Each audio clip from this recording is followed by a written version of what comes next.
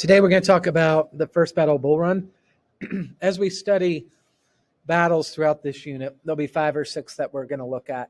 We'll look at them very broadly. We're not going to get into the details of the fighting and the strategies and things like that. So we'll mainly take a look at the broad overview, why the battle happened, why it was important, those types of things. So the win is July 1861. This is about 3 or 4 months after Fort Sumter, which may seem like a long time, and you might ask, well, why didn't they fight immediately? Why didn't they start fighting after Fort Sumter? Neither side was prepared for battle. They needed to raise up armies, they needed equipment, they needed training. So the where is Manassas, Virginia. You'll see in just a second why it was fought there. Our setting and background is this. It was the first major battle of the war. Sumter was the first technical battle, but this was really the first major battle. The reason it was fought in Manassas was because the North was heading to Richmond to end the war quickly.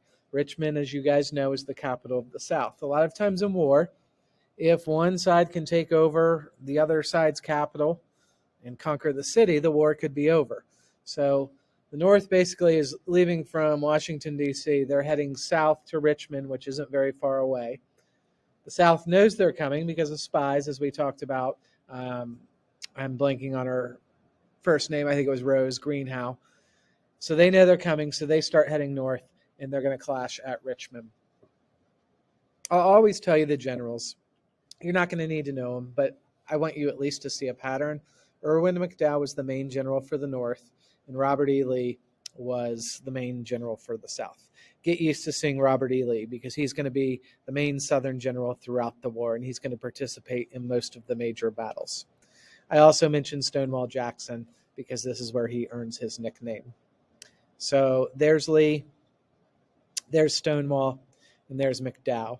And I wrote up here he gets fired by Lincoln after Bull Run, and we're going to see a pattern emerge.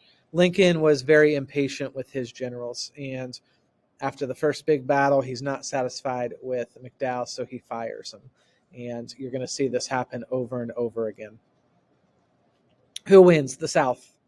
The South wins, but they made a major mistake by pursuing the Northern Army. Historians look back and they say, Lee, why didn't you go after the Northern Army? This is a one-day battle. Towards the end of the day, the North knows they're losing. They start heading back to Washington, D.C.